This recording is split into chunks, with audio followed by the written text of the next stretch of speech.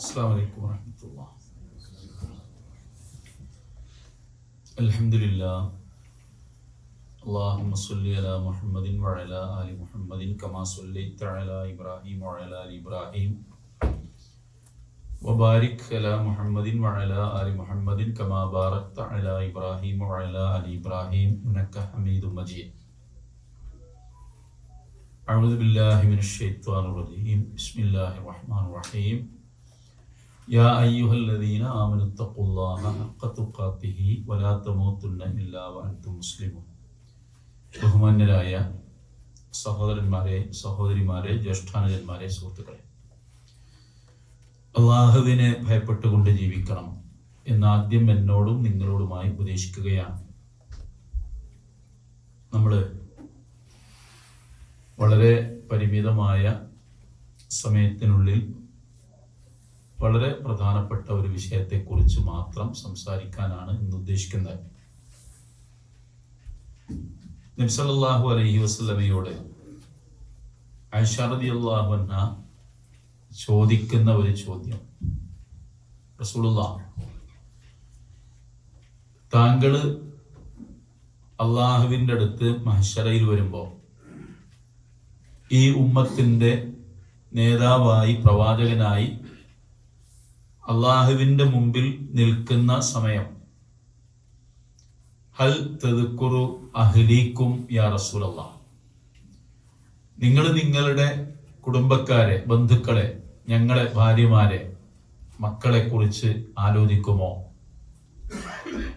അപ്പോ നബി സല്ലല്ലാഹു അലൈഹി വസല്ലമ അതിന് പറഞ്ഞ മറുപടി, 3 സമയത്ത് ഞാൻ എന്നെ കുറിച്ച് മാത്രം ആലോചിക്കുകയും ആ 3 സമയത്തിന് ശേഷം പിന്നീട് ഞാൻ നിങ്ങളെക്കുറിച്ച് ആലോചിക്കുകയും ചെയ്യും എന്നാണ്.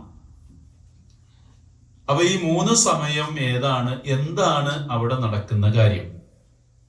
അത് നമ്മുടെയൊക്കെ മനസ്സിനെ വല്ലാതെ അലട്ടുന്ന, പ്രയാസപ്പെടുത്തുന്ന, എത്ര ആലോചിച്ചാലും നമ്മളെങ്ങനെ അവിടെ നിൽക്കുമെന്ന് നമ്മളോട് തന്നെ ആവശ്യപ്പെടുന്ന 3 സന്ദർഭങ്ങളാണ്. നബി സല്ലല്ലാഹു അലൈഹി വസല്ലമയോട് സഹാബത്ത് ചോദിച്ചു, പ്രവാചകരെ, താങ്കൾ സ്വർഗത്തിൽ പ്രവേശിക്കുമോ? അതൊരു ചോദ്യമാണല്ലോ. നബിയോട് അങ്ങനെ ഒരാൾ ചോദിക്കണമെങ്കിൽ, സഹാബത്ത് അങ്ങനെ ചോദിക്കണമെങ്കിൽ അതൊരു ഗുരുതരമായ ചോദ്യമാണ്. പ്രവാചക തിരുമേനി അതിനോട് ഒട്ടും ശോഭിക്കാതെ അക്ഷോഭ്യനായി നബി സല്ലല്ലാഹു അലൈഹി വസല്ലമ തല താഴ്ത്തിക്കൊണ്ട് പറഞ്ഞൊരു മറുപടിയുണ്ട്. ഇതാ എല്ലാ ആളുകളെയും അല്ലാഹു തആല വിചാരണ ചെയ്യുന്നത് പോലെ എന്നെ വിചാരണ ചെയ്യുകയും അതിനുശേഷം യതഗമ്മദനി റഹ്മാനു ബി, അല്ലാഹു അവന്റെ കാരുണ്യം കൊണ്ട് എന്നെ പൊതിഞ്ഞാലല്ലാതെ എനിക്കും സ്വർഗത്തിൽ പ്രവേശിക്കാൻ സാധ്യമല്ല എന്നാണ് നബി സല്ലല്ലാഹു അലൈഹി വസല്ലം പറഞ്ഞത്. ഈ 3 സമയം ഏതാണ് എന്ന് പറയുന്നതിന് മുമ്പ് ഈ പറഞ്ഞ നബി സല്ലല്ലാഹു അലൈഹി വസല്ലം പറഞ്ഞ ഈ വാക്യം ഉണ്ടല്ലോ, ഇല്ലാ യതഗമ്മദനി റഹ്മാനു, അള്ളാഹു പരമകാരുണികൻ എന്നോട് കരുണ കാണിച്ചെങ്കിലല്ലാതെ, കരുണയിൽ എന്നെ മുക്കിയെങ്കിലല്ലാതെ എനിക്ക് സ്വർഗത്തിൽ പ്രവേശിക്കാൻ സാധിക്കുകയില്ല എന്ന് നബി സല്ലല്ലാഹു അലൈഹി വസല്ലം പറയാനുള്ള കാരണം ഈ 3 വിചാരണയുടെ സമയമാണ്. നബി സല്ലല്ലാഹു അലൈഹി വസല്ലമയോട് ആയിഷ ബീവി ചോദിച്ചു, ഏതാണ് ആ സമയങ്ങൾ? ഈ സമയങ്ങളെ കുറിച്ച് നബി സല്ലല്ലാഹു അലൈഹി വസല്ലം പറഞ്ഞതാണ് ഇന്നത്തെ നമ്മുടെ വിഷയം. പ്രവാചകൻ പറഞ്ഞു, ഓരോ ജനതയെയും ആ പ്രവാചകനെ മുൻനിർത്തിയാണ് അള്ളാഹു വിചാരണ ചെയ്യാൻ. ആദ്യം ആ പ്രവാചകനെ വിചാരണ ചെയ്യും. ഇബ്രാഹിം നബി അലൈഹി സ്വലാമിയുടെ ജനത, മൂസാ നബി അലൈഹി സ്വലാമിയുടെ ജനത, ഇങ്ങനെ ആയിരക്കണക്കിന് പ്രവാചകന്മാരുടെ മുമ്പിൽ വെച്ച് ആ പ്രവാചകന്മാരെ വിചാരണ ചെയ്യുമ്പോൾ ആ സമൂഹം അതിന് സാക്ഷികളാവും. അങ്ങനെ എന്നെ വിചാരണ ചെയ്യും, നിങ്ങളെല്ലാവരും അതിന് സാക്ഷികളാവും, എന്റെ ഉമ്മത്തികൾ മുഴുവനും അതിന് സാക്ഷികളാവും. ആ സമയത്ത് ഞാൻ എന്റെ വിചാരണ, എന്റെ നന്മ തിന്മകൾ തൂക്കുന്ന വമൻ യഅമൽ മിസ്ഖാല ദർറത്തിൻ ഖൈറൻ യറ വമൻ യഅമൽ മിസ്ഖാല ദർറത്തിൻ ശർറൻ യറ ഫഅമ്മാമൻ സഖുലത്ത് മവാസീനുഹു ഫഹുവ ഫീ ഈശത്തിൻ റാളിയ എന്ന് തുടങ്ങുന്ന ആ സമയത്ത് ഞാൻ അള്ളാഹുവിനോട് മാത്രം, പടച്ചവനോട് ഇങ്ങനെ പറഞ്ഞുകൊണ്ടിരിക്കും, അള്ളാഹുവേ, അല്ലാഹുമ്മ നജ്ജിനി, പടച്ചവനെ എന്നെ രക്ഷപ്പെടുത്തണേ, എന്നെ രക്ഷപ്പെടുത്തണേ, എന്നെ രക്ഷപ്പെടുത്തണേ. എന്റെ കാര്യമല്ലാതെ ഒരാളെ കുറിച്ചോ നിങ്ങളെക്കുറിച്ചോ വേറെ ആരെക്കുറിച്ചോ ഒന്നും ഞാൻ ആലോചിക്കൂല. കാരണം എന്റെ നന്മ തൂക്കപ്പെടാൻ പോകുന്നു, അതിൽ എനിക്ക് വിജയം ലഭിക്കണം, അത് മാത്രമാണ് എന്റെ ചിന്ത. അങ്ങനെ എന്റെ നന്മ തിന്മകൾ തൂക്കിക്കഴിഞ്ഞാൽ അതിൽ എനിക്ക് വിജയം കിട്ടി, എന്റെ നന്മയുടെ ത്രാസ് അമ്മാമൻ സഖുലത്ത് മവാസീനുഹു ഫഹുവ ഫീ ഈശത്തിൻ റാളിയ, നന്മയുടെ ത്രാസ് ഖനം തൂങ്ങി എന്ന് എനിക്ക് ഉറപ്പായാൽ പിന്നീട് ഞാൻ അടുത്ത സമയത്തിലേക്ക് നീങ്ങുകയാണ്. അടുത്ത വിചാരണ എന്റെ കയ്യിൽ ഈ നന്മ തിന്മകളുടെ ത്രാസ് അള്ളാഹു നിശ്ചയിച്ചതുപോലെ എന്റെ വലങ്കയിലോ ഇടങ്കയിലോ നൽകണം. ഫഅമ്മാമൻ ഊതിയ കിതാബഹു ബിയമീനിഹി ഫയഖൂലു ഹാഉം ഇഖ്റഊ കിതാബിയ. അപ്പൊ ഞാനിങ്ങനെ അള്ളാഹുവിനോട് പറയും, അള്ളാഹുവേ, എന്റെ വലങ്കയിൽ എന്റെ രേഖ നൽകണമേ, എന്റെ രേഖ നൽകണമേ വലങ്കയിൽ. അങ്ങനെ എന്നെ വീണ്ടും വിചാരണയ്ക്ക് വിധേയമാക്കുന്നു. അങ്ങനെ എന്റെ വലങ്കയിൽ രേഖ കിട്ടുന്നത് വരെ അള്ളാഹുവേ, നീ എന്നെ രക്ഷപ്പെടുത്തണമേ എന്നാണ് ഞാൻ പ്രാർത്ഥിച്ചുകൊണ്ടിരിക്കുക. മൂന്നാമത്തെ സമയം ഫംതാസുൽ യൗമ അയ്യുഹൽ മുജ്രിമൂൻ. ഇനി നന്മതിന്മകളൊക്കെ വേർതിരിക്കപ്പെട്ടു, രേഖ വലങ്കയിൽ കിട്ടി. പക്ഷെ സ്വർഗം നൽകുന്നവൻ ആരാ?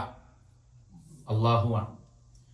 അന്ന് കുറ്റവാളികളോട് മാറി നിൽക്കാൻ പറയുന്ന സമയത്ത് ആ കുറ്റവാളികളുടെ കൂട്ടത്തിൽ മാറി നിൽക്കാൻ എന്നോട് പറയാതിരിക്കാൻ ഞാൻ അള്ളാഹുവിനോട് പ്രാർത്ഥിച്ചുകൊണ്ടേയിരിക്കും, റബ്ബേ എന്നെ രക്ഷപ്പെടുത്തണേ, നജ്ജിനി യാ അല്ലാ, യാ റബ്ബി, എന്റെ റബ്ബേ എന്നെ രക്ഷപ്പെടുത്തണേ എന്ന് ഞാൻ ഇങ്ങനെ പറഞ്ഞുകൊണ്ടിരിക്കും. അങ്ങനെ നന്മതിന്മകൾ തൂക്കി രേഖ നൽകപ്പെട്ട് അവസാനം സ്വർഗത്തിലുള്ള ആളുകളിലേക്ക് എന്നെ മാറ്റപ്പെടുന്ന സമയം വരെ ഞാൻ എന്നെ കുറിച്ച് മാത്രം ആലോചിക്കും. അങ്ങനെ നബി സല്ലല്ലാഹു അലൈഹി വസല്ലമയുടെ വിചാരണ കഴിഞ്ഞു. നബി സല്ലല്ലാഹു അലൈഹി വസല്ലമ സമാധാനത്തിലും ശാന്തിയിലേക്കുമായി അതിനുശേഷം നിങ്ങളെ കർമ്മങ്ങൾ തൂക്കാൻ തുടങ്ങുകയാണ്. എന്നെ ആദ്യത്തെ സ്ഥലത്തേക്ക് അല്ലാഹു തആല നയിക്കുന്നു. ഞാൻ ഇപ്പൊ ആദ്യത്തെ സ്ഥലത്തേക്ക് വരും, നന്മതിന്മകൾ തൂക്കുന്ന സ്ഥലത്തേക്ക് വരും. അങ്ങനെ നിങ്ങളെ ഓരോരുത്തരെയായി അള്ളാഹു വിചാരണ ചെയ്യാൻ തുടങ്ങുന്നു. ആ സമയത്ത് ഞാൻ ഈ സമയത്ത് നിങ്ങളുടെ മുമ്പിൽ നിങ്ങളെ അഭിമുഖീകരിച്ച് നിൽക്കുകയാണ്. നിങ്ങൾക്ക് ദഅവത്ത് എത്തിച്ചിട്ടുണ്ട്, ഞാൻ നിങ്ങൾക്ക് കാര്യങ്ങൾ പറഞ്ഞു തന്നിട്ടുണ്ട് എന്ന് പറയാൻ അള്ളാഹു എന്നെ സാക്ഷിയാക്കിയിട്ടാണ് നിങ്ങളെ വിചാരണ ചെയ്യുന്നത്. അപ്പൊ ഇതാണ് നമ്മളൊക്കെ മനസ്സിലാക്കേണ്ട അടിസ്ഥാന വിഷയം. അപ്പോ നബി സല്ലല്ലാഹു അലൈഹി വസല്ലം പറയാണ്, നിങ്ങൾ അന്ന് ഈ വിചാരണക്ക് എന്റെ മുമ്പിൽ, അള്ളാന്റെ മുമ്പിൽ വന്ന് നിൽക്കുന്ന സമയത്ത് നിങ്ങൾ എന്റെ കാൽക്കൽ വീണ് പറയും, നജ്ജിനി യാ റസൂലല്ലാഹ്, അഗ്തിനി യാ റസൂലല്ലാഹ്, അഗ്തിനി യാ നബിയല്ലാഹ്. ആ വാക്ക് നിങ്ങൾ ശ്രദ്ധിച്ചോ? അഗ്തിനി എന്നാ പറയണത്. ഞാൻ അള്ളാഹുവിന്റെ റസൂലെ, ഞാൻ അങ്ങയോട് ഇസ്തിഗാസ നടത്തുന്നു. അഗ്തിനി യാ റസൂലല്ലാഹ്, അള്ളാന്റെ റസൂലെ എന്നെ രക്ഷപ്പെടുത്തണേ, എന്നെ സഹായിക്കണേ, എന്നെ സഹായിക്കണേ. കരഞ്ഞ് കാല് പിടിച്ച് നബിന്റെ മുമ്പിൽ വീഴും നിങ്ങള്. നബി പറയാം, നിങ്ങൾ എന്റെ മുമ്പിൽ വീഴും, ഞാൻ നിങ്ങളെ രക്ഷപ്പെടുത്തണം എന്നാ നിങ്ങൾ പറയാം. കാരണം നിങ്ങളെ വിചാരണക്ക് എടുക്കാൻ പോവാണ്. നിങ്ങൾക്കറിയാം നിങ്ങൾ എന്താ ചെയ്തത്, നിങ്ങൾക്കറിയാം. അതുകൊണ്ട് നിങ്ങൾ എന്റെ മുമ്പിൽ താണ് കേട് നിങ്ങൾ എന്നോട് പറയും. രണ്ട് വാക്ക് ഹദീസിൽ വന്നത്, ഒന്ന് അഗ്തിനി യാ നബിയല്ലാഹ്, അഗ്തിനി യാ റസൂലല്ലാഹ്. അള്ളാന്റെ റസൂലെ എന്നെ നിങ്ങൾ നോക്കണം. വാപ്പയാണ് അയാള്, ഭാര്യയാണ് അയാള്, ഭർത്താവാണ് അയാള്, മകനാണ് അയാളുടെ കൂട്ടത്തിൽ ഒരാളെ അയാൾ പറയണില്ല, ഞങ്ങളേന്നല്ല എന്നെ രക്ഷപ്പെടുത്തണേ എന്ന് പറഞ്ഞ് നിങ്ങൾ എന്നോട് കരയും. രണ്ടാമത്തെ സ്ഥലത്തും ഇതേ കരച്ചിൽ നിങ്ങൾ ആവർത്തിക്കും. മൂന്നാമത്തെ സ്ഥലത്തും ഇതേ കരച്ചിൽ നിങ്ങൾ ആവർത്തിക്കും. ഞാൻ ഈ പറയുന്ന ഹദീസ് എതിരുള്ളതറിയോ? ബുഖാരിയും മുസ്ലിമും സംയുക്തമായി ഉദ്ധരിച്ച മുത്തഫഖുൻ അലൈഹി ഹദീസാണ്. ബാറോലല്ല, ബുഖാരിയും മുസ്ലിമും ഉദ്ധരിച്ച ഹദീസാണ്. അപ്പൊ നബി സല്ലല്ലാഹു അലൈഹി വസല്ലം പറഞ്ഞത് എന്താ അറിയോ? ആ സമയത്ത് ഞാൻ എന്തു പറയും എന്ന് ഞാൻ ഇപ്പോൾ തന്നെ നിങ്ങൾക്ക് പറഞ്ഞുതരാം. നബി പറയാണ്, ആ സമയത്ത് ഇതൊക്കെ ഉണ്ടാവുമ്പോ നിങ്ങൾ എന്നോട് ഇങ്ങനെ പറയുമ്പോ ഞാൻ എന്താണ് നിങ്ങളോട് പറയുക എന്ന് ഞാൻ നിങ്ങൾക്ക് ഇപ്പോൾ പറഞ്ഞു തരുന്നു. ഇത് ദുനിയാവിൽ വെച്ച് നബി പറഞ്ഞു പോയ കാര്യമാണ് ഇപ്പൊ നമ്മൾ ഈ സംസാരിക്കുന്നത്. മഹ്ശറയിൽ ഇനി വരാനുള്ള കാര്യം. അപ്പൊ എന്താ പറയുന്നത്? നബി റസൂലുള്ള പറയാ, അന്ന് ഞാൻ നിങ്ങളോട് പറയും, അന്ന് ഞാൻ നിങ്ങളോട് പറയും. ഇത് ദുനിയാവിൽ വെച്ച് ഞാൻ നിങ്ങളോട് പറഞ്ഞതല്ലേ. നിങ്ങളുടെ ചുമലുകളിൽ ഭാണ്ഡങ്ങളും മാറാപ്പുകളുമായി ഈ 3 സ്ഥലത്തും ഞാനും നിങ്ങളും കണ്ടുമുട്ടുമെന്നും നിങ്ങൾ എന്റെ മുമ്പിൽ താണ് കൂണ് എന്നെ സഹായിക്കണേ മുഹമ്മദ് നബിയെ റസൂലുള്ള എന്ന് പറഞ്ഞ് എന്നോട് കെഞ്ചി കേണ് പറയുകയും ചെയ്യുമെന്നും അതിന് ഞാൻ തരുന്ന മറുപടി ഇതായിരിക്കുമെന്നും ദുനിയാവിൽ വെച്ച് ഞാൻ നിങ്ങളോട് പറഞ്ഞതല്ലേ എന്ന് ഞാനും നിങ്ങളുമൊക്കെ വിചാരണ സമയത്ത് കേൾക്കാനിരിക്കുന്നു. അതെന്താ റസൂലുള്ള പറയുന്ന മറുപടി? നബി സല്ലല്ലാഹു അലൈഹി വസല്ലം പറയുന്ന മറുപടി എന്താ അറിയോ? ഹൽ അകുല്ലക്കും അലാ അൽ അകുല്ലക്കും, നിങ്ങളോട് ഞാൻ പറഞ്ഞതല്ലേ, ലാ ഉഗ്നി അൻകും മിനല്ലാഹി ശൈഅ, പരലോകത്ത് വെച്ച് നിങ്ങൾക്ക് എന്തെങ്കിലും ഒരു ഉപകാരം ചെയ്തു തരാൻ എനിക്ക് സാധിക്കൂല എന്ന് നിങ്ങളോട് ഞാൻ പറഞ്ഞതല്ലേ. പരലോകത്ത് വെച്ച് നിങ്ങൾക്ക് എന്തെങ്കിലും ഒരു സഹായം ചെയ്തു തരാൻ എനിക്ക് സാധിക്കൂല എന്ന് ദുനിയാവിൽ വെച്ച് ഞാൻ നിങ്ങളോട് പറഞ്ഞതല്ല. ഇപ്പൊ നിങ്ങൾ എന്നോട് സഹായിക്കണേ എന്ന് പറയുന്നു. എത്ര ഗൗരവമുള്ള വാക്കാണ് ഇതെന്നറിയോ? എന്താ കാരണം എന്നറിയോ? മുൻജിൽ ഖലായിഖി മിൻ ജഹന്നമ ഫീ ഗദി, നാളെ നരകത്തിൽ നിന്ന് രക്ഷപ്പെടുത്താൻ കഴിവുള്ള റസൂലേ എന്ന് വിളിച്ചിട്ടാണ് റസൂലുള്ളാഹിനോട് ധരിക്കണത്. ആ റസൂലുള്ളാഹിയാണ് പറയുന്നത്. ഈ ഹദീസ് ഞാന് കോട്ട് ചെയ്യുന്നതേ ബുഖാരി എന്നല്ല. ബുഖാരിയും മുസ്ലിമും ഉദ്ധരിച്ച ഹദീസ് കോട്ട് ചെയ്യുന്നത് സുന്നത്ത് ജമാഅത്തിന്റെ മഹാപണ്ഡിതനായ ഒരാൾ എഴുതിയ ബുഖാരി മുസ്ലിം പരിഭാഷയിൽ നിന്ന് ഞാൻ എടുത്തത്. അതിനൊരൊറ്റ അടിക്കുറിപ്പ് പോലും അയാൾ കൊടുത്തിട്ടില്ല. ഈ വാക്ക ഹദീസിലുണ്ട്, അഗ്സിനി, ഞാൻ ഇസ്തിഗാസ ചെയ്യുന്നു എന്നാണ് ആ വാക്കിന്റെ അർത്ഥം. സഹായം തേടുന്നു. ഈ ഹദീസ് മറ്റേ ഹദീസിനൊക്കെ അടിക്കുറിപ്പുകൾ വന്നിട്ടുണ്ട് പല വിഷയം. ഈ ഹദീസിന് ഒരൊറ്റ അടിക്കുറിപ്പും കൊടുത്തിട്ടില്ല. കാരണം ഇതിനെന്ത് അടിക്കുറിപ്പ് കൊടുക്കും? ഇവിടെ നബിയോട് റസൂലുള്ളാഹിനോട് നമ്മുടെ നാട്ടിൽ തങ്ങളെ രക്ഷിക്കണേ, തങ്ങളെ സഹായിക്കണേ, തങ്ങളെ നിങ്ങളല്ലാതെ എനിക്കില്ല, തങ്ങളെ എന്റെ കാര്യം നോക്കണേ, തങ്ങളെ എനിക്ക് മദീനത്ത് വരാൻ പറ്റാത്തതുകൊണ്ടാണ്, തങ്ങളെ എനിക്ക് അങ്ങോട്ട് വരാൻ പറ്റാത്തതുകൊണ്ട് തങ്ങളെ എന്നെ സഹായിക്കണേ, മക്കളെ തരണേ, രോഗം മാറ്റണേ, തങ്ങളെ. റസൂലുള്ള പറയാണ്, മഹ്ശറയിൽ വെച്ച് നിങ്ങൾ എന്റെ മുമ്പിൽ വരും, എന്നോട് ഇങ്ങനെ പറയും, രക്ഷിക്കണേ നരകത്തുനിന്ന്. ഇവിടെ എന്താ പറയണത്? നരകത്തുനിന്ന് രക്ഷിക്കുന്ന മുഹമ്മദ് നബിയെ ഞാൻ താങ്കളോട് എന്റെ കാര്യങ്ങൾ പറയുന്നു. ഒരുപാട് സംഗതികൾ നമുക്കിത് അറിയണം. ഈ സംഗതി നമ്മൾ പറയുന്നതെന്ന് വെച്ചാൽ നമ്മൾ വേറെ രൂപത്തിൽ ഇതിനെ മനസ്സിലാക്കണം. എന്താ നമ്മുടെ ഈ മുതുകുകളിൽ, എന്താ ഈ ചുമടുകളിൽ, എന്താണ് ഈ ചുമടുകൾ, എന്താ ഈ മുതുകുകളിൽ? അവിടെയാണ് ഞാനും നിങ്ങളും ഒക്കെ വല്ലാതെ ഭയപ്പെടേണ്ട ഒരു കാര്യം. നമ്മൾ ചെയ്യുന്ന എന്ത് കാര്യങ്ങളും വിചാരണ ചെയ്യപ്പെടുമല്ലോ.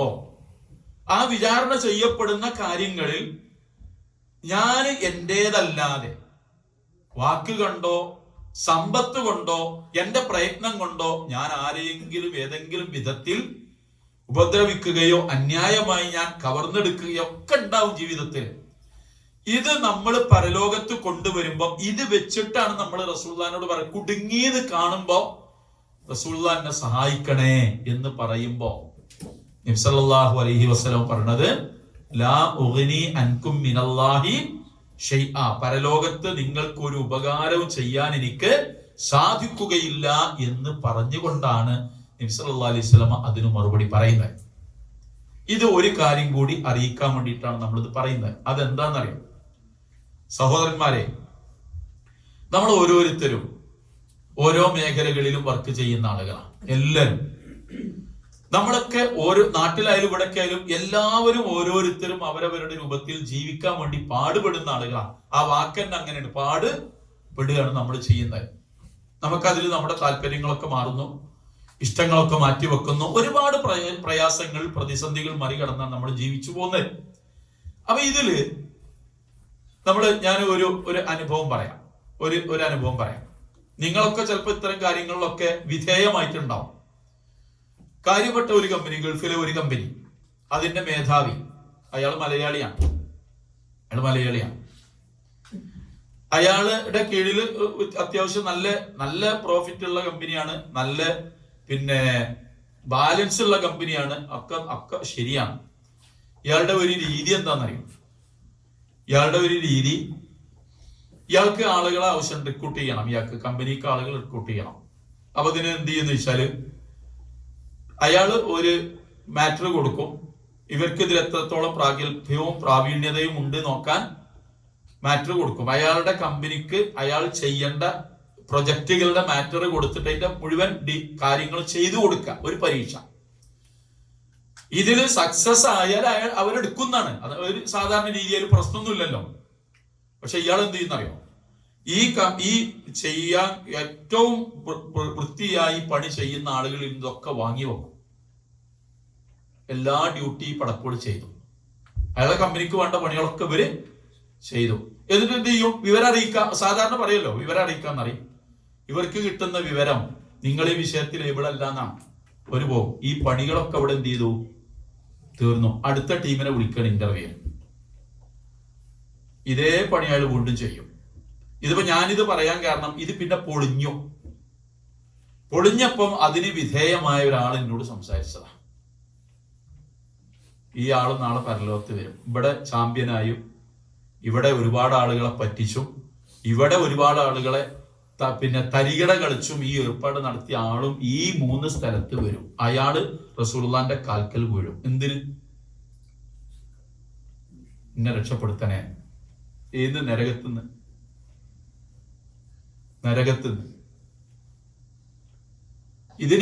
ഇതിന് ഈ നമുക്ക് ഒരാളെ പറഞ്ഞു തോൽപ്പിക്കാലോ. ഇപ്പൊ നിങ്ങൾക്ക് ഒരു സംഗതി വാദിച്ച് എന്നോട് ജയിക്കാം, എനിക്ക് നിങ്ങളോട് ജയിക്കാം. പക്ഷെ അള്ളാന്റെ മുമ്പിൽ എനിക്ക് എന്ത് സമാധാനം പറയാൻ പറ്റും എന്ന് നമ്മളെ നിർത്തിയിട്ട് നമ്മൾ ചോദിച്ചു നോക്കണം. എന്ത് സമാധാനം പറയാൻ പറ്റും? ആ സമാധാനം നമ്മൾ എങ്ങനെ പറയും? അതിനാണ് നമ്മൾ ഉത്തരം കാണേണ്ടത്. ഈ 3 സമയത്ത് നമ്മൾ എന്ത് സമാധാനം പറയും? അതുകൊണ്ടാണ് നബി സല്ലല്ലാഹു അലൈഹി വസല്ലം ഇത് പറഞ്ഞു. ദുനിയാവിൽ വെച്ച് ഞാൻ നിങ്ങളോട് ഇത് പറഞ്ഞിരുന്നു, അതുകൊണ്ട് ഇവിടുന്ന് കരഞ്ഞിട്ട് കാര്യമില്ല എന്ന് പറയുന്നത് അതുകൊണ്ടാണ്. നമ്മൾ ഇങ്ങനെ ഈ വിഷയം ഒന്ന് മനസ്സിലാക്കി നോക്കി, നമുക്ക് ഉറക്കം നഷ്ടപ്പെടും. ഞാന് ഒരു ദിവസം ബസ് കാത്ത് നിൽക്കുന്ന സമയത്തിന്റെ ഒരു അകന്ന ബന്ധു അദ്ദേഹത്തിന്റെ കടയിൽ നല്ലൊരു കട നടത്തുകയാണ്. അവനെ കണ്ടപ്പോ എന്നോട് എന്താ ഇവിടെ നിൽക്കണേ, എപ്പോഴേ വന്നെന്ന് വെച്ചപ്പോ ഞാൻ കടയിലേക്ക് കയറി ചെന്ന്, ഞാൻ സാധാരണഗതിയിൽ നമ്മൾ സംസാരിക്കൂല. അപ്പൊ ഞാനോട് ചോദിച്ചു, ഇപ്പൊ ഒറ്റക്കന്നെ ഉള്ളൂ? അല്ല, വരാനായിക്കണ്, നമ്മൾ ആദ്യത്തെ ആള് മാറി വേറൊരാളോട് വരാൻ പറഞ്ഞു, അതുകൊണ്ട് ഞാൻ നേരത്തെ തുറന്ന് മറ്റത് അയാളെ ഇനി തുറക്കുന്നേ. അപ്പൊ എന്തേ പ്രശ്നം? വെറുതെ ചോദിച്ചാണ് ഞാൻ, പ്രത്യേകിച്ചൊന്നുമില്ല, ബസ് വരുന്നേരെ ഒരു വർത്താനം പറയുന്നേ ഉള്ളൂ. അപ്പൊ അദ്ദേഹം പറഞ്ഞു, ആദ്യത്തെ ആള് പോയി, അയാളെ നമ്മൾ മാറ്റി, അയാൾ പൈസ എടുക്കുകയാണ്. അപ്പൊ ഒരു രസമുള്ള വർത്താനൊന്നും അല്ലല്ലോ, വെറുതെ ചോദിച്ചതാ ഞാൻ. അപ്പൊ നിങ്ങളെങ്ങനെ ഇത് അറിഞ്ഞ്? ഇതില് CCTV ഉണ്ട്. അപ്പൊ അത് അയക്കറിയില്ലേ? അതുണ്ട് അയക്കറിയാം.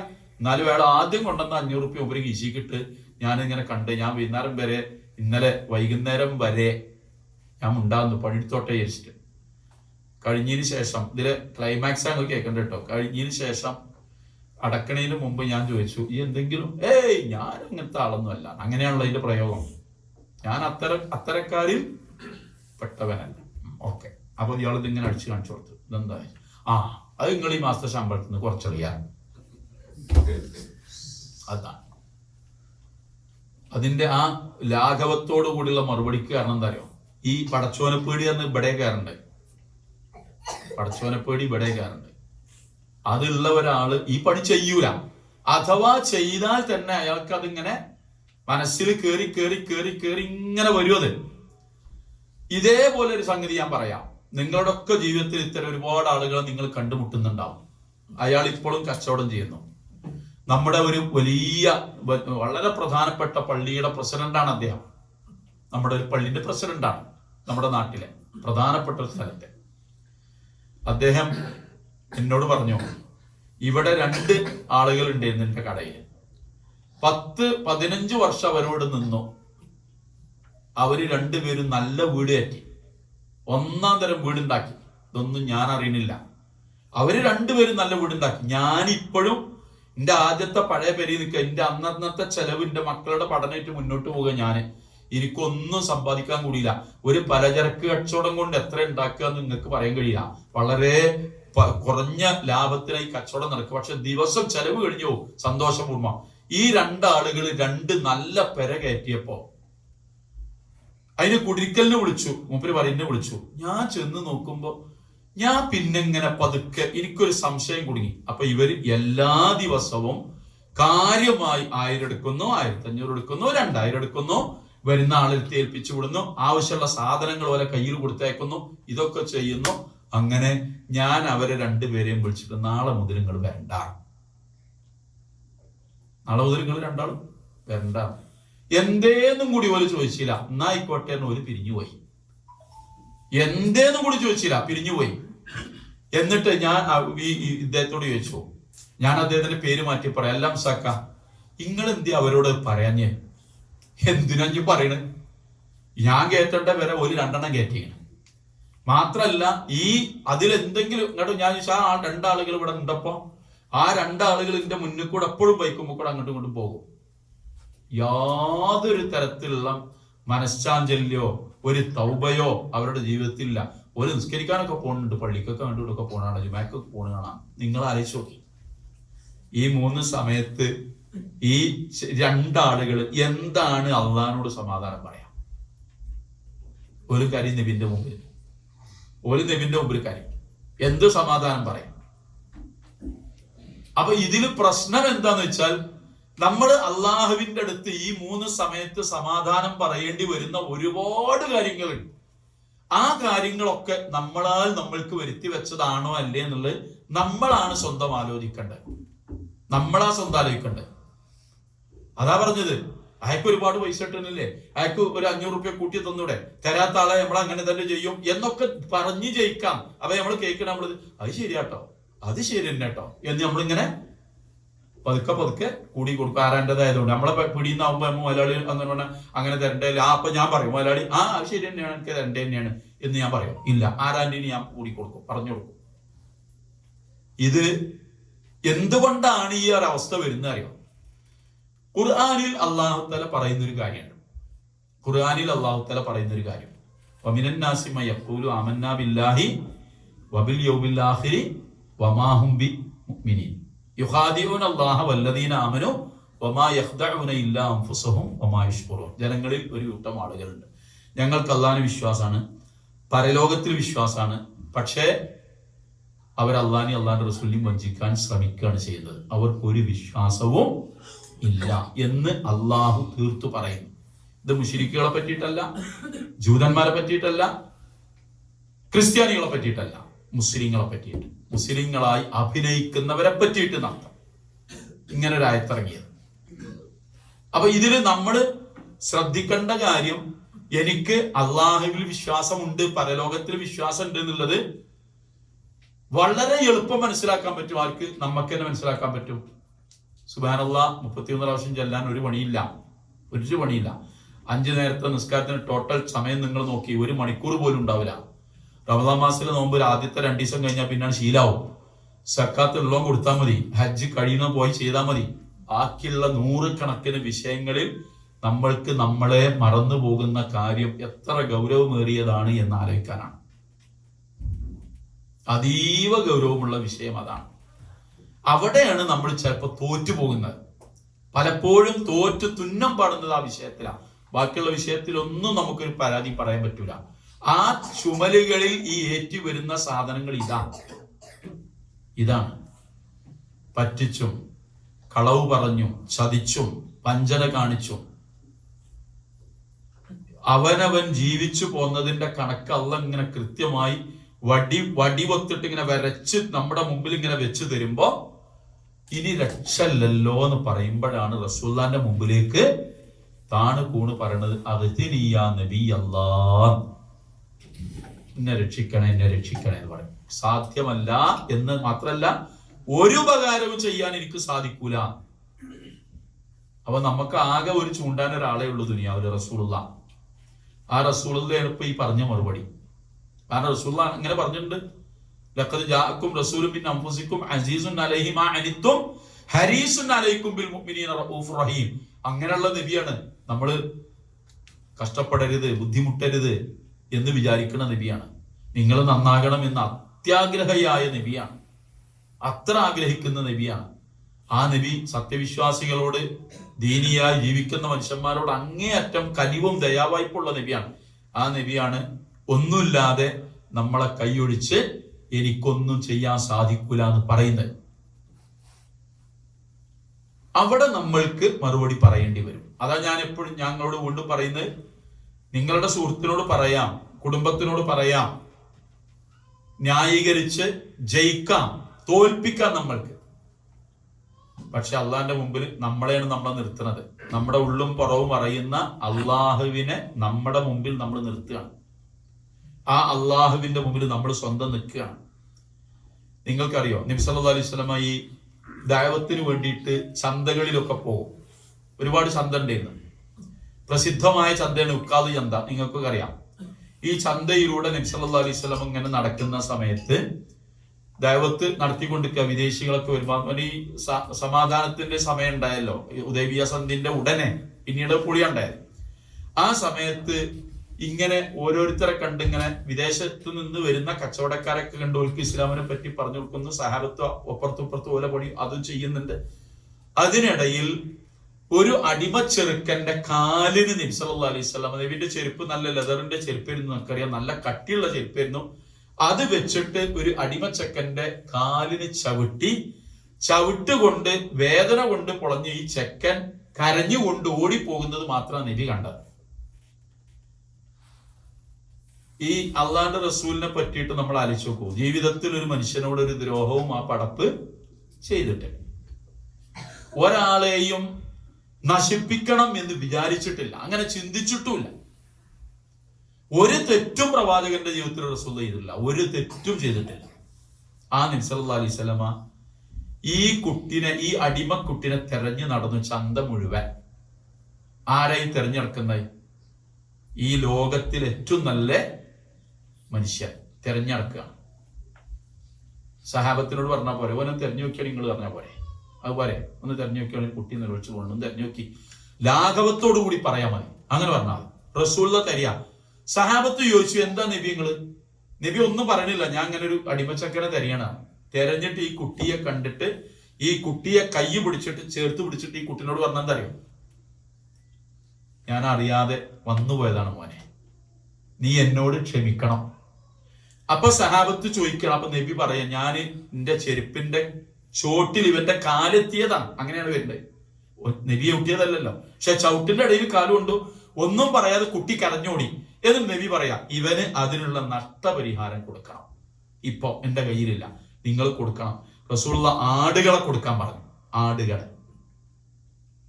ആടിനെ കൊടുത്തു പോകുമ്പോ ഈ മകനോട് പറഞ്ഞെന്തറിയോ, ഈ കുട്ടിനോട് പറഞ്ഞ് അടിമ ചെക്കനോട് പറഞ്ഞെന്തറിയോ, ഈ ചവിട്ടിയിട്ട് നാളെ പരലോകത്തിന്റെ എതിരിലായിട്ട് നീ വന്നു കഴിഞ്ഞാൽ അള്ളാഹു എന്നെ വിടൂല എന്നെനിക്ക് നല്ല പേടിയുണ്ട്, അതുകൊണ്ടാണ് ഞാനിത് ചെയ്തത്. ഇത് നമുക്ക് ഈ സംഗതികളൊക്കെ കാണുമ്പോഴും കേൾക്കുമ്പോഴും നമുക്ക് നമ്മോട് തന്നെ പുച്ഛം തോന്നും. കാരണം എന്താ അറിയാം, നമ്മളൊക്കെ ഞാനും നിങ്ങളും എന്തെല്ലാം കാര്യങ്ങളിലൂടെ എന്തെല്ലാം പ്രശ്നങ്ങളിലൂടെ കടന്നു പോകുമ്പോഴൊക്കെ നമ്മൾ ജയിച്ചു പോകണം എന്നതിനപ്പുറം ഈ ജയത്തിന്റെ പിന്നിൽ ഒരാളുടെ അന്യായമായ സ്വത്തോ അഭിമാനമോ അവന്റേതായ എന്തെങ്കിലും ഒന്ന് കൂടി കടന്നുകൂടാ എന്ന് ഞാനും നിങ്ങളും വിചാരിക്കുന്ന കാലേ നമുക്ക് പരലോകത്ത് ഈ 3 സ്ഥലത്തും ഇങ്ങനെ നിൽക്കാൻ പറ്റുള്ളൂ.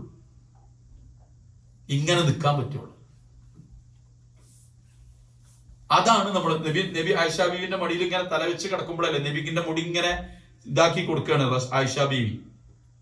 പ്രത്യേകിച്ച് ഒരു ഡ്യൂട്ടി ഇല്ലാത്ത സമയത്ത് നബി സല്ലല്ലാഹു അലൈഹി വസല്ലം ആയിഷ ബീവിന്റെ മടി ഇങ്ങനെ തലവി കൊടുക്കുമ്പോ റസൂലുള്ളാഹിക്ക് വേണ്ടി മാത്രം പ്രത്യേകമായി വെച്ച ഒരു ഗോതമ്പിന്റെ റൊട്ടി ഉണ്ടായിരുന്നു, ഒറ്റ ഗോതമ്പിന്റെ റൊട്ടി. ഇതൊക്കെ കഴിഞ്ഞിട്ട് റസൂലുള്ളാഹിക്ക് ആയിഷ ബീവിന്റെ വീട്ടിലാണ് അന്ന് ഒരാട് വന്നിട്ട് ആ അപ്പം കടിച്ചിട്ട് റൊട്ടി കടിച്ചിട്ട് ഒറ്റ പോക്ക. ആയിഷ ബീവി നബിന്റെ തല എടുത്തിട്ട് നിലത്തേക്ക് ഇങ്ങോട്ട് വെക്കാൻ നേരത്ത് ആരാ തലയപ്പി നിലത്തേക്ക് വെക്കണ്? ഭർത്താവിന്റെ നല്ലല്ലോ. ഈ ഭർത്താവ് ആരാ? റസൂലുള്ള തലം കെട്ട് നിലത്തേക്ക് വെക്കാൻ നേരത്തെ റസൂലുള്ള ആയിഷാബീനെ കുപ്പായത്തവും പിടിച്ച് അവിടെ തന്നെ ഇരുത്തി, അവിടെ ഇരിക്കുക. ഇജ ഉടുക്ക ആയിഷ പോണേ, ഇജ ഉടുക്ക പോണ്. റസൂലുള്ള നിങ്ങളെ റൊട്ടിയാണ് ആട് കൊണ്ടോണേ, അയലോക്കാരൻ്റെ ആടാ. അപ്പൊ നബീനെ കൊടുത്ത മറുപടി എന്താ? ഒരു റൊട്ടിയല്ലേ അത് ആട് കൊണ്ടേക്കൂടെ, ഈ അതിന്റെ പിന്നാലെ പോയിട്ട് ആ റൊട്ടിന്റെ പിന്നാലെ പോയിട്ട് അവരുമായിട്ട് വഴക്കുണ്ടായാൽ അത് ഇതുമലൊന്നല്ല നിൽക്കുക, അതുകൊണ്ട് അടങ്ങി അവിടെ നിന്നോണം. നമ്മൾ ഒന്ന് സങ്കല്പിച്ചു നോക്കി, ഇതൊരു വലിയ വിഷയമാണോ? പക്ഷെ നമുക്ക് ചില സമയങ്ങളിൽ നമ്മുടെ പല പ്രശ്നങ്ങളിലും ഈ ചെറിയ വിഷയം വലിയതായില്ലേ, ആയിട്ട് നമ്മൾ വിചാരിക്കാത്തോടത്ത് കാര്യങ്ങൾ എത്തുന്നില്ലേ, എത്തിയിട്ട് ആകെ കൂടെ ബഹളാകുന്നില്ലേ?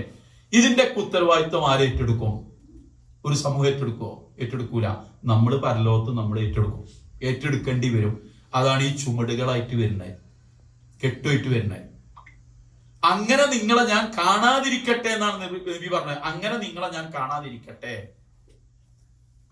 അങ്ങനെ നിങ്ങളെ ഞാൻ കാണാതിരിക്കട്ടെ. ഞാൻ ഒന്ന് രണ്ട് സംഗതി കൂടി പറഞ്ഞ് ഞാൻ അവസാനിപ്പിക്കാം. ദീർഘമായി പറയാൻ 3/4 മണിക്കൂറാണ്, ഞാൻ 3/4 മണിക്കൂർ നിൽക്കുന്നില്ല. പറയുന്ന കാര്യം നിങ്ങൾ ശ്രദ്ധയോടുകൂടി കേൾക്കണം. നബി സല്ലല്ലാഹു അലൈഹി വസല്ലമയുടെ കാലത്തിന് ശേഷം ഇത്ര 1400 ചില്ലാൻ കൊല്ലം കഴിഞ്ഞല്ലോ. ഈ 1400 ചില്ലാൻ കൊല്ലം കഴിഞ്ഞപ്പോൾ മുസ്ലിം സമൂഹത്തിന് വന്ന അപജയം ഒരുപാടുണ്ടാവും. അവർക്ക് ഇങ്ങനെ പറഞ്ഞ് നിങ്ങളൊക്കെ എല്ലാവരും അങ്ങോട്ട് പറയണോലാണ്. ഒരു വിഷയം നിങ്ങൾ നോക്കി, ഒരു ആളുടെ ഒരു കുടുംബത്തിലെ ഉപ്പ മരിച്ചു. നിങ്ങളൊക്കെ ഇത്തരം കാര്യങ്ങളൊക്കെ കേൾക്കുന്നവരും ഇടപഴകേണ്ടി വരുന്ന ആളുകളായതുകൊണ്ടാണ്. വാപ്പ മരിച്ചു. വാപ്പ മരിച്ചതിന് ശേഷം ഇയാളുടെ സ്വത്ത് ഓഹരിയൊക്കെ, നല്ല സമ്പത്തുള്ള വാപ്പയാണ് മരിച്ചത്.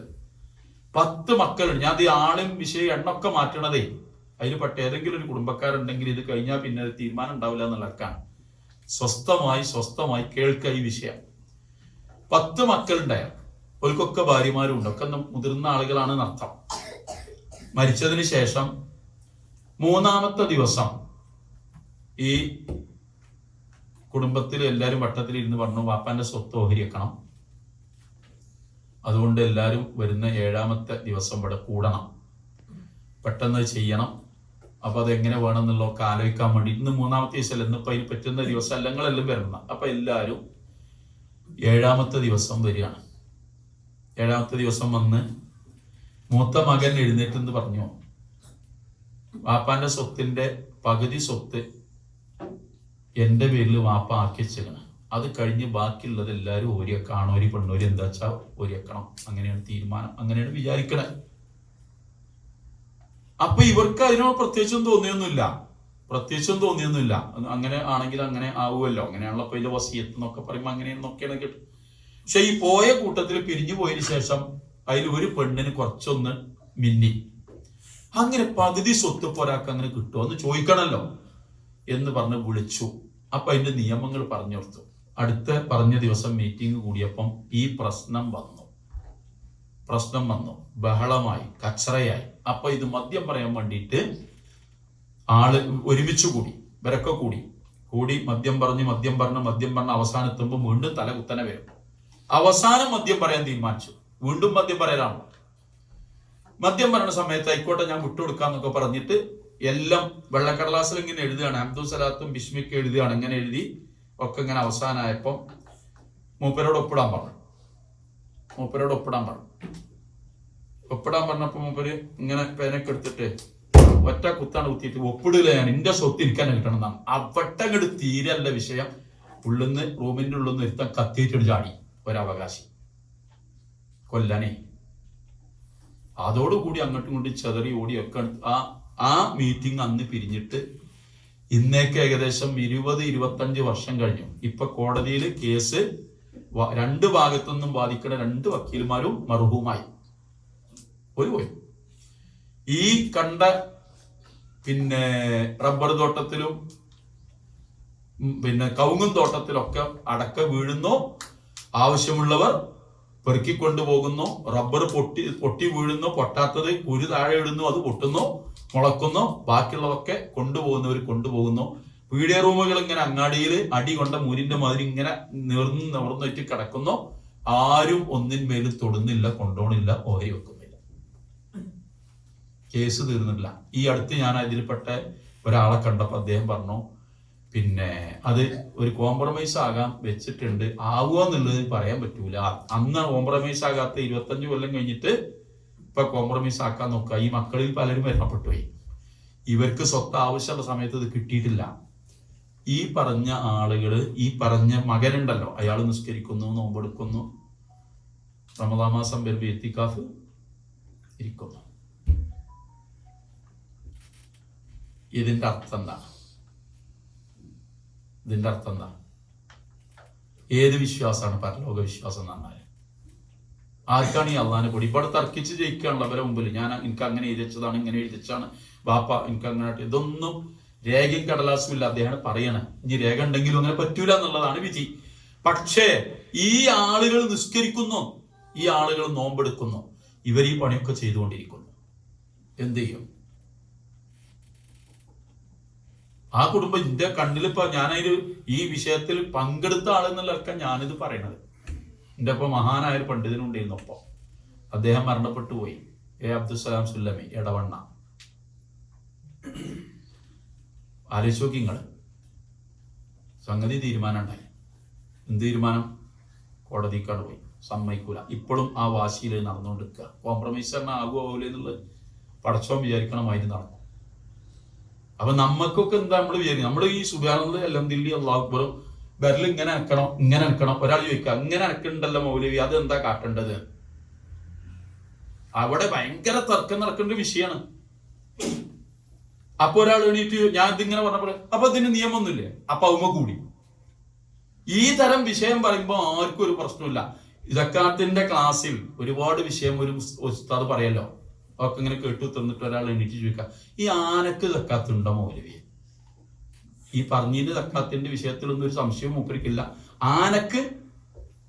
അപ്പം ഞാൻ ചോദിച്ചു, നിങ്ങളെ പെരിയിൽ എത്ര ആനുണ്ട്? അല്ല, ഉണ്ടായിട്ടല്ലേ, നമ്മളൊരു മസാല പഠിക്കണല്ലോ. നമ്മൾ ഈ പറഞ്ഞിലുള്ള മസാലയൊക്കെ പഠിച്ചാൽ പോരെ, അതിന് ഇഷ്ടം പോലെ ആയല്ലോ. ആനക്ക് സക്കാത്ത് കൊടുക്കണിന്റെ വിധി ഇതാണ് ഞാൻ പറഞ്ഞത്. ഇതിലൊരു ആക്ഷേപം പറഞ്ഞ് അവമതിക്കാനല്ല ഞാൻ പറഞ്ഞത്. നമ്മൾ അള്ളാന്റെ മുമ്പിൽ നാളെ വിചാരണയ്ക്ക് വരുമ്പോ ഈ സംഗതികളിൽ നമ്മൾ എന്ത് പറയും? ഇവിടെ പറഞ്ഞു ജയിക്കുന്ന ഞാൻ പറഞ്ഞത്. തോൽപ്പിക്കാൻ പറ്റും. അള്ളാഹിനെ തോൽപ്പിക്കാൻ പറ്റുമോ? വഹുസില മാഫി സുദൂർ, ഹൃദയത്തിലുള്ളൊക്കെ പുറത്തേക്ക് വലിച്ചിടല്ല അള്ളാഹ്. ഇന്ന റബ്ബക ലബിൽ മിർസ്വാദ്, നിന്റെ രക്ഷിതാവ് പതിയിരിക്കുന്നവനാണ്. ഇപ്പോ സൗദി അറേബ്യയിലടക്കം നമ്മുടെ നാട്ടിലടക്കം കുറെ കുറ്റകൃത്യങ്ങൾ കുറയാൻ കാരണം എന്താ? ഈ കുന്ത്രണ്ടാണോ? CCTV. നിങ്ങൾ CCTVയുടെ പരിധിക്കുള്ളിലാണ്. ആദ്യം കള്ളന്മാർ പോയാണ്ട് അതിന് അടപ്പിടും, അല്ലെങ്കിൽ അത് തച്ചൊളിച്ചു. ഈ പോകുന്ന വയ്യൊന്നും ഓർക്ക് പൊളിച്ചാൻ പറ്റൂലല്ലോ. അപ്പൊ അവിടുന്ന് എടുക്കുക പോലീസ്. എറണാകുളത്ത് നിന്ന് എടുക്കുക. നിലമ്പൂര് നടന്ന ഒരു കള്ളത്തരത്തിന് ഇവിടുന്നൊക്കെ പോന്നിക്കണ, ഇതൊന്ന് കിട്ടണല്ലോ, ഇവിടുത്തെ പൊളിച്ചോളൂ. ഇത് നടക്കാൻ കഴിഞ്ഞ മറ്റേ മനുഷ്യന്മാരെ പടച്ചോനെ എന്തൊക്കെ പുറത്തേക്ക് ചാടിച്ചാൻ കഴിയാന്നുള്ളതൊന്ന് ആലോചിച്ച് നോക്കി. അതാ പറഞ്ഞത്. ഞാൻ വീണ്ടും ആവർത്തിക്കണേ, തർക്കിച്ച് ജയിക്കാം, പരാജയപ്പെടുത്താം, ചാമ്പ്യന്മാരാകാം, അള്ളാന്റെ മുമ്പിൽ എത്തുന്നത് വരെ. അതുകൊണ്ടാ റസൂലുള്ള പറഞ്ഞത്, ഇല്ലാ യതഗമ്മദനി റഹ്മാൻ, പരമകാരുണികൻ എന്നെ കരുണ കൊണ്ട് പൊതിഞ്ഞാലല്ലാതെ എനിക്കും സ്വർഗത്തിൽ പ്രവേശിക്കാൻ സാധിക്കൂല. അപ്പൊ ഈ 3 സമയം കഴിഞ്ഞിട്ട് ഞാൻ നിങ്ങളെ പറ്റി ആലോചിക്കും. നബി അയ്ഷബീനോട് പറയാം, ഞാൻ നിങ്ങളെ പറ്റി ആലോചിക്കും. നിങ്ങൾക്ക് എന്തെങ്കിലും ചെയ്തു തരാൻ പറ്റുമോന്നല്ല, നിങ്ങളുടെ ഒക്കെ അവസ്ഥ എന്തായിരിക്കും എന്ന് ഞാനിങ്ങനെ ആലോചിക്കും എന്റെ കഴിഞ്ഞതിന് ശേഷം. അപ്പൊ ഇത് നമ്മളെ ഒന്നിങ്ങനെ ഇരുത്തി ആലോചിച്ച് നോക്കിയാല് പടച്ചോനെ എന്താ ചെയ്യാ. ഞാൻ ഒരു 2 മിനിറ്റ് കൂടി എടുത്ത് പറയാം. ഒരു എഞ്ചിനീയർ ഉണ്ടായിരുന്നു ഈ KSEBയിൽ. നല്ല ശമ്പളമുള്ള പണിയാണല്ലോ. അദ്ദേഹം കുറെ വർഷങ്ങളോളം പണിയൊക്കെ എടുത്ത് പെൻഷനായി കഴിഞ്ഞതിന് ശേഷം അദ്ദേഹം ഒരിക്കൽ വന്നിട്ട് പറഞ്ഞു, മൗലവി ഞാൻ നല്ലോണം കൈക്കൂലിയൊക്കെ വാങ്ങി, നല്ലോണം വാങ്ങിയാണ് ഞാൻ. ഓരോ മാസം ഞാൻ നാട്ടിലേക്ക്, തെക്കൻ കേരളത്തിലിരുന്നു അദ്ദേഹത്തിന്റെ നാട്, അങ്ങോട്ട് പോകുമ്പോൾ എൻ്റെ ബാഗ് മുഴുവൻ പൈസയായി. അങ്ങനെ അയാൾ എന്ത് ചെയ്തു വെച്ചാല്, അയാൾ അവസാന സമയത്ത് റിട്ടയർഡ് ആയതിനു ശേഷം അയാളാണ് നന്നായി നിസ്കാരം നോൽമ്പ് ഒത്തൊക്കെ പടയപ്പോ അയക്ക് ഭയങ്കര ബേജാറ്, മനസ്സിങ്ങനെ കുത്തിച്ചുളർന്നിട്ടും ഗടങ്ങാറാക്കിയിട്ട് അയക്ക് ഉറക്കം വരാതെ എപ്പോഴും ഒന്ന് ചോദിക്കാം ഞാൻ എന്താ പോയി ചെയ്യാ. അപ്പൊ ഞാൻ ചോദിച്ചു നിങ്ങൾ ഇങ്ങനെ വാങ്ങി ആരെടുത്തുന്നാ വാങ്ങി? അതൊന്നും അറിയില്ലല്ലോ, ഓരോ ആരൊക്കെ വന്ന് തരുന്ന അങ്ങനെ ഇങ്ങനെ കൊണ്ടുവന്നെന്താ പിടിച്ചോളി നമ്മൾ റെസിപ്റ്റ് കൊടുക്കണ സംഗതി അങ്ങനെയൊന്നും അല്ല മൂപ്പര് പറയണേ. ഞാൻ പറയാണ് അങ്ങനെയുള്ള സംഗതി ഒന്നല്ലല്ലോ, കൈക്കൂലിയല്ലേ, ഒളിച്ചും പാത്തും പതുങ്ങിയൊക്കെ അല്ലേ. എന്താ പരിഹാരം? ഈ ഒരു ചിന്ത അദ്ദേഹത്തിന്റെ മനസ്സിൽ വന്നു. ഞാൻ അവിടെ പിടിക്കുന്നത് ഈ ഒരു ചിന്ത അദ്ദേഹത്തിന്റെ മനസ്സിൽ വന്നു. നമ്മൾ അദ്ദേഹത്തിനുള്ള മറുപടിയൊക്കെ കൊടുത്തു. പക്ഷെ ഈ ചിന്ത വരണമെങ്കിൽ എന്ത് വേണം? ഞാൻ ഈ ചെയ്തത് തെറ്റാണ് എന്ന് അയാൾക്ക് തോന്നണ്ടേ? ഇത് നമുക്ക് തോന്നില്ല. മറ്റവൻ പറഞ്ഞില്ലേ അത് ശമ്പളത്തിൽ നിന്ന് പിടിച്ചോളി പറഞ്ഞാൽ ഓൻ അർഹത ഉള്ളത് എടുത്തതാണ് നിങ്ങൾ കണ്ടതുകൊണ്ട്. ഇനി ശമ്പളത്തിൽ നിന്ന് പിടിച്ചോളി ഇല്ലെങ്കിൽ എനിക്ക് അർഹതല്ല എന്നെ ഞാൻ അടുത്തെന്നുള്ള വാശിയിലല്ലേ ഓൻ നിൽക്കണത്.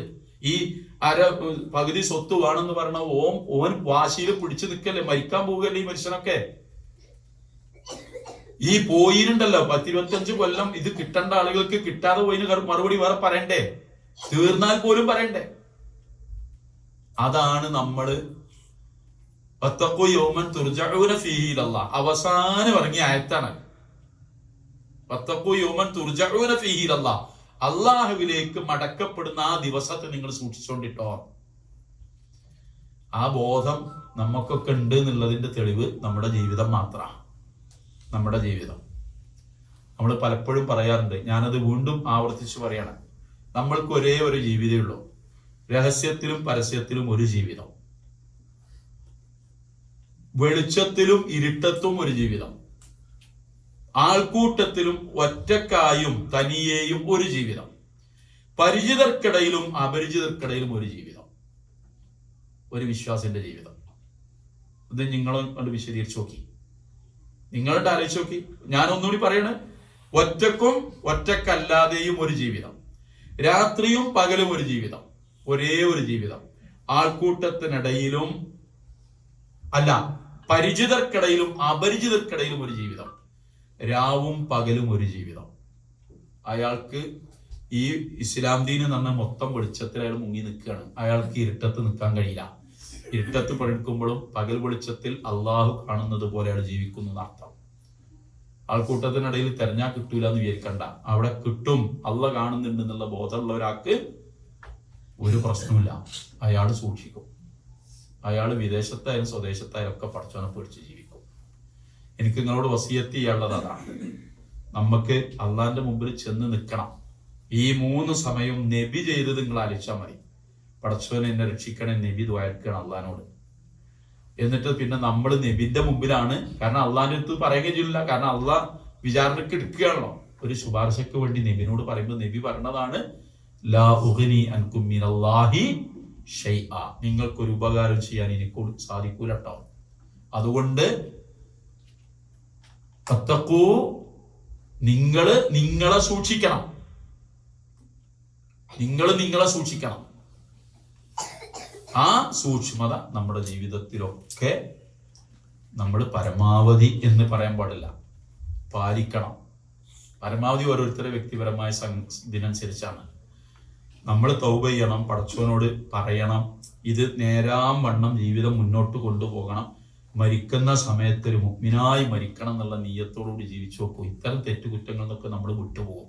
ചെറിയ പിന്നെ തകിടും പൊടിയൊക്കെ ജീവിതത്തിൽ മനുഷ്യന്റെ ജീവിതത്തിൽ വന്നു പോകും. അതൊക്കെ നിസ്കാരം കൊണ്ടൊക്കെ നോൻപോടൊക്കെ പടച്ചവൻ പൂർത്തിയാവും. പക്ഷെ ഇത്തരം ഗൗരവമുള്ള കാര്യങ്ങൾ അള്ളാഹിന്റെ മുമ്പിൽ തർക്കിച്ച് ജയിക്കാൻ കഴിയില്ല. അതുകൊണ്ട് ഞാൻ അവസാനിപ്പിക്കുകയാണ്. റഹ്മാനായ റബ്ബിനോട് നമ്മൾ പ്രാർത്ഥിക്കണം. നിരന്തരമായി നമ്മളെ ഇങ്ങനെ കുളിപ്പിച്ചും നമ്മളെ ഇങ്ങനെ പദം വരുത്തിയും നമ്മളെ ഇങ്ങനെ കഴുകി വൃത്തിയാക്കിയും നമ്മളെ തന്നെ നമ്മൾ നിരീക്ഷിച്ചും നമ്മളെ തന്നെ നമ്മൾ വിചാരണ ചെയ്യും നമ്മളെ തന്നെ നമ്മൾ കുറ്റവാളിയാക്കിയും നമ്മളെ തന്നെ നമ്മൾ കൊള്ളാത്തവനാക്കിയും നമ്മളെ നന്നാക്കി കൊണ്ടുവന്നെങ്കിലല്ലാതെ പരലോകത്ത് നമുക്ക് രക്ഷപ്പെടാൻ കഴിയില്ല. അതുകൊണ്ടാണ് ഹാസിബു ഖബ്ല അൻ തുഹാസബു, വിചാരണക്ക് മുമ്പ് നിങ്ങൾ സ്വന്തം വിചാരണ നടത്തിക്കോളെ. വസ്നു ഖബ്ല അൻ തൂസനു, തൂക്കി നോക്കുന്നതിന് മുമ്പ് നിങ്ങൾ സ്വയം ഒന്ന് അള്ളാഹുവിന്റെ മുമ്പിൽ ഒന്ന് തൂങ്ങി നോക്കൂ എന്ന് പറയാൻ ഉമറുല്ലാഹിന് പറയാനുള്ള കാരണം അതാണ്. അതുകൊണ്ട് അവസാനിപ്പിക്കുന്നു. റഹ്മാനായ റബ്ബ് സത്യവിശ്വാസികളായി ജീവിച്ചു മരിക്കുന്ന ആളുകളിൽ നമ്മളെ എല്ലാവരെയും ഉൾപ്പെടുത്തുമാറാവട്ടെ. കഠിനമായ നരകശിക്ഷയിൽ നിന്നും അവൻ നമ്മളെ എല്ലാവരെയും കാത്തുരക്ഷിക്കുമാറാവട്ടെ. നമ്മുടെ മാതാപിതാക്കൾക്ക് അല്ലാഹു സ്വർഗം നൽകി അനുഗ്രഹിക്കുമാറാവട്ടെ. നമ്മുടെ മക്കൾക്ക് അല്ലാഹു തആല ദീനീ ബോധം പ്രദാനം ചെയ്യുമാറാവട്ടെ. എല്ലാ തരത്തിലുള്ള വഴികേടുകളിൽ നിന്നും അല്ലാഹു അവരെയും നമ്മളെയും കാത്തുരക്ഷിക്കുമാറാവട്ടെ. ഏത് സമയത്ത് എവിടെ വെച്ച് മരണം പിടികൂടിയാലും മുസ്ലിങ്ങളായി മരണപ്പെട്ടു പോകുന്ന മഹാഭാഗ്യവാന്മാരായി അല്ലാഹു നമ്മുടെ സ്വർഗത്തിൽ ഒരുമിച്ച് കൂട്ടുമാറാവട്ടെ. ربنا آتنا في الدنيا حسنة وفي الآخرة حسنة وقنا عذاب النار. ربنا تقبل منا إنك أنت السميع العليم وتب علينا إنك أنت التواب الرحيم واغفر لنا يا غافر المذنبين. وصلى الله وسلم على رسوله الأمين وآله وصحبه أجمعين. السلام عليكم ورحمة الله.